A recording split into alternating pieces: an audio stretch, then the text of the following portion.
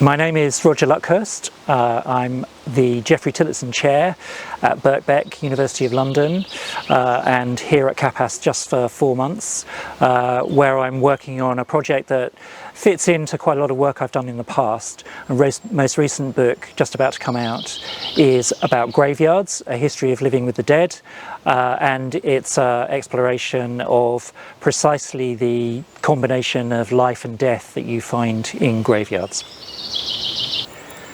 The project I'm doing at CAPAS is around this idea of the interval between life and death, the grey zone, as it's sometimes called.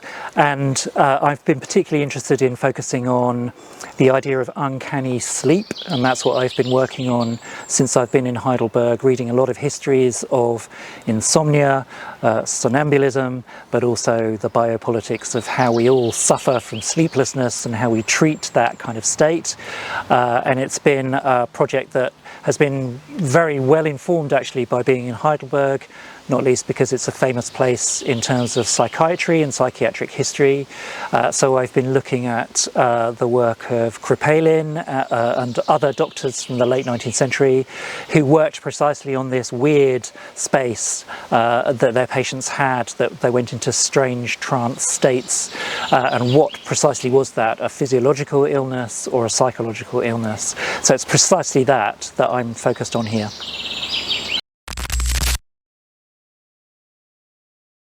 So I've been working on this project, which is to do with the redefinition of death in 1968. And this was a really crucial moment in medical history because they decided, a group of doctors together from Harvard Medical School came together and they realized they had to shift the definition of death from the cessation of the heart to the register of brain death itself. This was a really transformative moment in medical history because it meant that a whole range of new medical avenues opened up. So heart transplant surgery, which before had been an illegal act because you were killing someone literally, then became legal. You also had a whole host of people who were working on new medical breakthroughs that were to do with this new category. But they found increasingly that it was very difficult, in fact, to define a brain dead person. They were worryingly lively, even though they were in a so-called irreversible coma. So ever since, there's been a kind of creeping definition of what it means to be brain dead, and that's produced a whole new range of beings that I've got very interested in my research. So persistent vegetative states, minimally conscious states, advanced states of dementia. Are these people alive or dead? And it's a real kind of category crisis for medicine, for law, and for ethics. So that's what I've been looking at. In terms of popular culture, that of course is the era also of the zombie and of the all of these range of creatures, people who have become clinically dead and come back, who have this strange supernatural set of powers, very strong kind of Gothic trope. And I always say that 1968 redefines death, and that's the same year as the Night of the Living Dead, the first ever modern zombie film.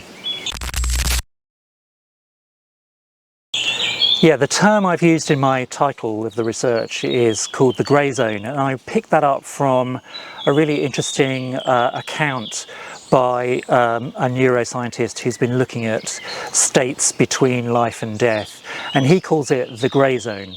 And that's precisely because it's hovering somewhere between a conscious person we recognise as a living human being and someone who is clinically brain dead. But this area, this zone, this strange interval is something that is very heavily populated with all kinds of different beings. So I got really interested in that, clearly because it's also a category in the Gothic or in horror film where the zombie is precisely this figure. It used to be that you killed a vampire by staking them through the heart. Now we have to kill zombies by shooting them in the head, and that's because this is a category, a kind of being in Gothic horror that has come out of this grey zone, this period of anxiety, uncertainty, ambiguity, that we're not quite sure what is alive or dead. So it feels to me like the zombie is the most current, contemporary form of Gothic monster. So the term that academics use for these states is sometimes thought of in relationship to what Michel Foucault, the French philosopher, called biopolitics. That is a sense of managing of living beings, of bodies, which has become increasingly extended into contemporary culture. But he always said that biopolitics was only interested in life, and it had nothing to say about death. So another group of thinkers have come up with this idea of necropolitics. That is, that we also need to think about the politics of the dead. How do the living recruit the dead to their aims? So most nations have these places of sacrifice that are central to their national identity.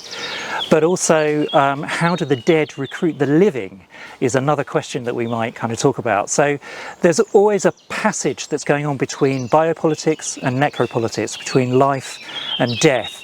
And I'm always interested in this interval in between those, because it's populated by all of these strange beings, both in medicine but also in the Gothic imagination. Yeah, one of the key people who thought about necropolitics was the Italian philosopher Giorgio Agamben, and he wrote several books, 8 I think, in a series on biopolitics. But the most important one really is this book called Remnants of Auschwitz, where he really thinks about the death camp as precisely this grey zone. And he's picking that up from the Italian writer Primo Levi, who survived Auschwitz.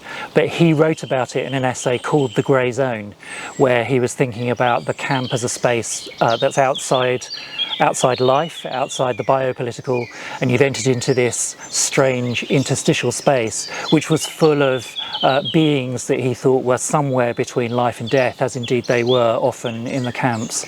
So there's a key idea there about necropolitics linking to a kind of post-1945 situation where the world is increasingly full of places that we might call death worlds.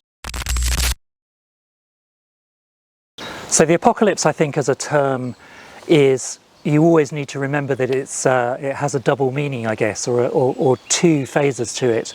It's of course synonymous with disaster or catastrophe, but apocalypse also means, of course, revelation, as in the last book of the Bible. So that's a sense of needing to think about it as both a catastrophe and something that comes afterwards as a kind of form of waking up, a form of revelation, a mystical opening.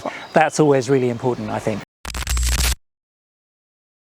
If you want to read material about the apocalypse and the post-apocalypse, I'd really recommend Julia Armfield's new novel, which is called Private Rights, which is at the beginning of a catastrophic flood and sort of reflects on that. It's really, really well written, and it's currently up for a prize, so I think that's worth looking at.